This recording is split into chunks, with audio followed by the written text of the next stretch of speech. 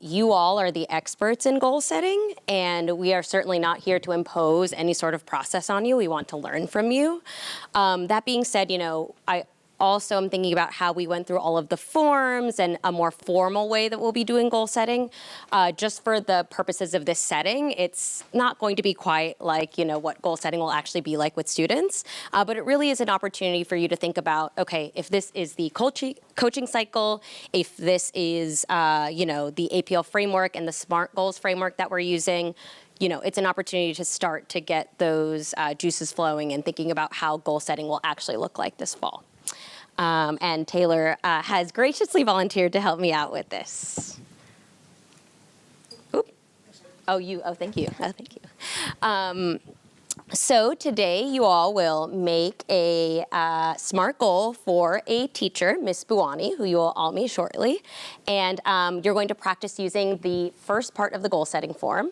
And then later you'll see that I've put some posters up around the room. So we're going to do a gallery walk where we will share and, kind of check out and discuss other people's goals.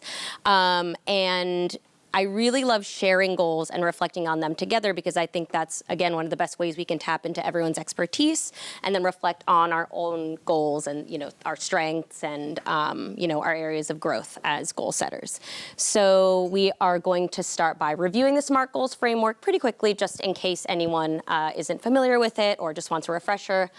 We're going to read a little bit about Miss Buwani's classroom and then do an observation. That's like a video of her teaching a math lesson. You will be working in groups of, I think, 2 or 3 would be good, depending on how many are at your table, to actually set a goal together for her. And we will do a gallery walk after that. Like I said, we'll walk around, kind of observe other goals, think about, our own goal in context of looking at the other goals, and then do a final reflection altogether. Okay, and then again, set an intention. Sorry. I mean, mine is always, I think, as a presenter, to make sure that I've built in time so that I'm listening as much as I am speaking. I think in this, maybe for this one, I think it would be good, especially for the coaches in the room, to really pick up on the insights of other coaches. And, we might have a process or a form or something that we've used for years as goal setters with teachers. So maybe taking this time to really look at some of the other practices and ideas that others have, just to kind of open up your, your toolkit. Great. Thank you.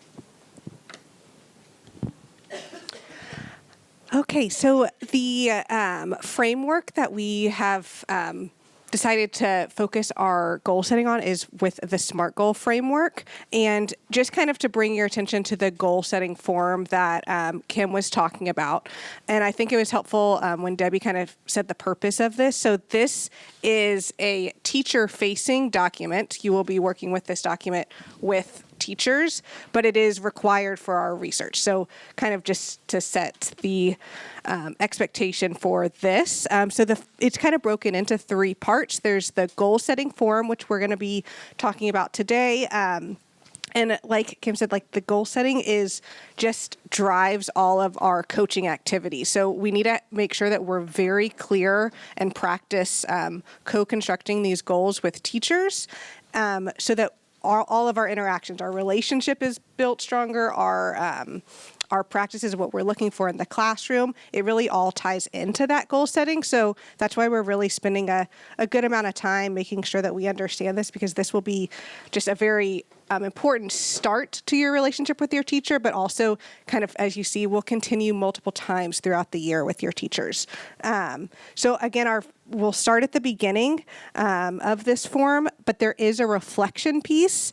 And in the middle, you'll see is what Kim was mentioning with a teacher check-in. So a teacher check-in is meant to be very quick, 1 minute check-in, but kind of talks about how close they're getting to their goal and their coaching practices and relationship with the coach. So just kind of, we wanted to make sure, I know a lot of you are familiar with SMART goals, but we really wanted to set it, make it make sense with APL. So specific, it needs to be a very narrow focus.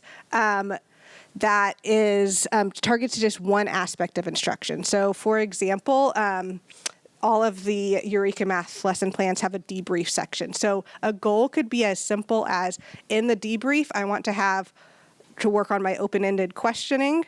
So like that micro level will really focus the coaching and kind of have the teacher and the coach on the same page and working towards the same goal.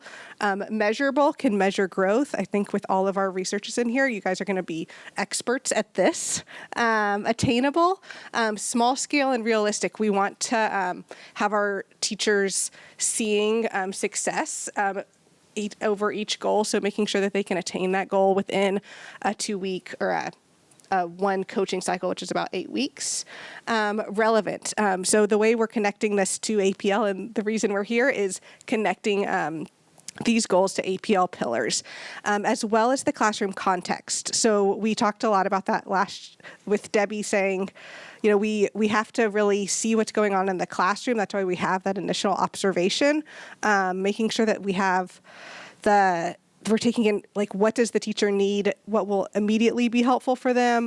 What do their students need that maybe other teachers don't need? And making goals that are relevant to that. And then timely, again, can be done in one coaching cycle that's a month to 2 months.